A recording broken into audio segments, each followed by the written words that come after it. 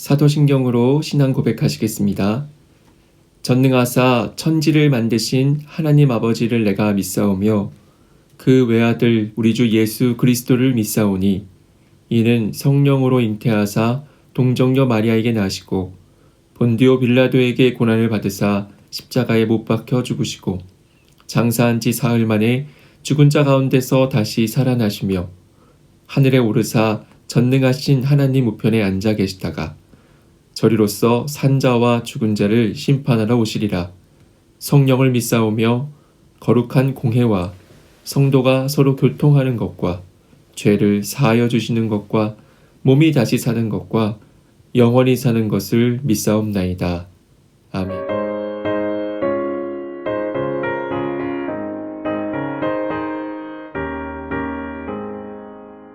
내 영혼에 햇빛 비치니 주 영광 찬란해. 이 세상 어떤 빛보다 이 빛 더 빛나네. 주의 영광 빛난 광채 내게 비춰 주시옵소서.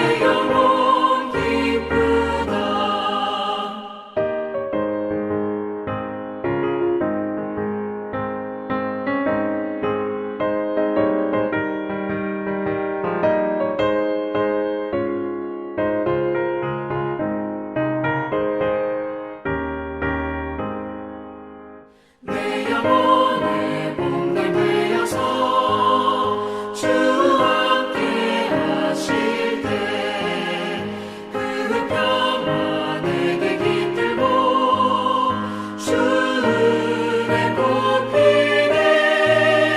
주의 영광 빛난 광채 내게 비춰 주시옵소서.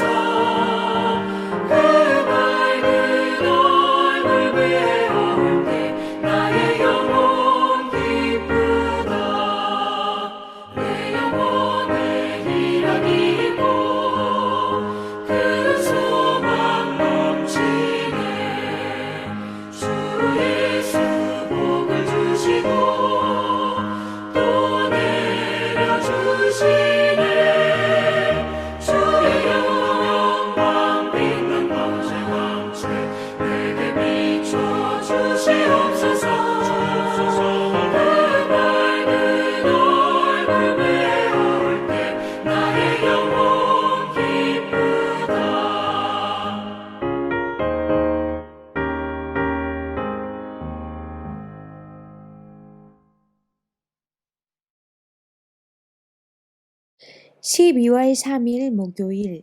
오늘 우리에게 주시는 말씀은 데살로니가 전서 5장 14절에서 18절까지 말씀입니다. 또 형제들아, 너희를 권면하노니 게으른 자들을 권계하며 마음이 약한 자들을 격려하고 힘이 없는 자들을 붙들어주며 모든 사람에게 오래 참으라.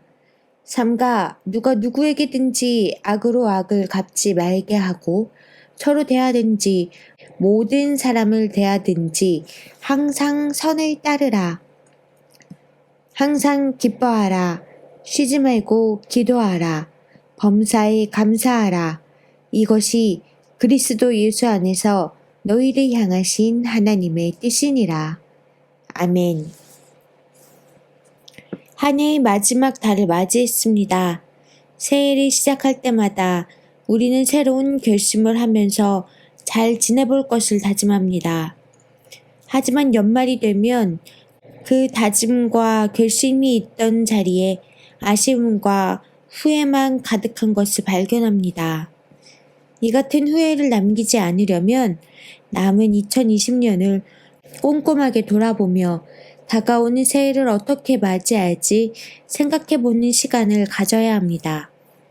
우리를 향한 하나님의 뜻을 물으면서 새로운 해를 소중하게 준비하는 자리를 마련해야 할 것입니다. 바울은 데살로니가 교회 성도들에게 교회와 이웃을 위하여 게으른 자들을 타이르고 경고함으로써 하나님의 뜻을 살펴야 한다고 말하고 있습니다. 게으른 사람들을 적절히 훈계하고 자기 삶에 최선을 다하지 않거나 어려운 문제들로 인해 좌절하는 약한 사람들을 붙들어 주어야 한다고 말하면서 모든 사람을 인내로 대할 것을 권고하고 있습니다. 또한 아무도 악으로 악을 갚지 말고 도리어 서로에게 모든 사람에게 항상 좋은 일을 하려고 애쓰십시오 라며 하나님의 뜻을 따르는 교회와 성도가 되어야 함을 강조하고 있습니다. 그렇다면 어떻게 할 때 하나님의 뜻을 잘 따르게 될까요? 바울은 이어서 그 방법에 대해 알려줍니다.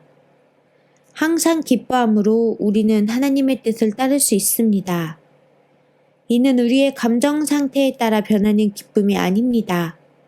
어려운 일이나 고난의 순간에도 잃지 않는 기쁨으로 주 안에 있을 때 가능한 기쁨입니다. 또한 끊임없이 기도할 때 하나님의 뜻을 따르게 됩니다. 예수님은 재판장에게 끊임없이 찾아가 마침내 원한을 풀었던 한 과부의 비유를 드시며 우리가 포기하지 않고 항상 기도해야 하는 이유에 대해 말씀하셨습니다.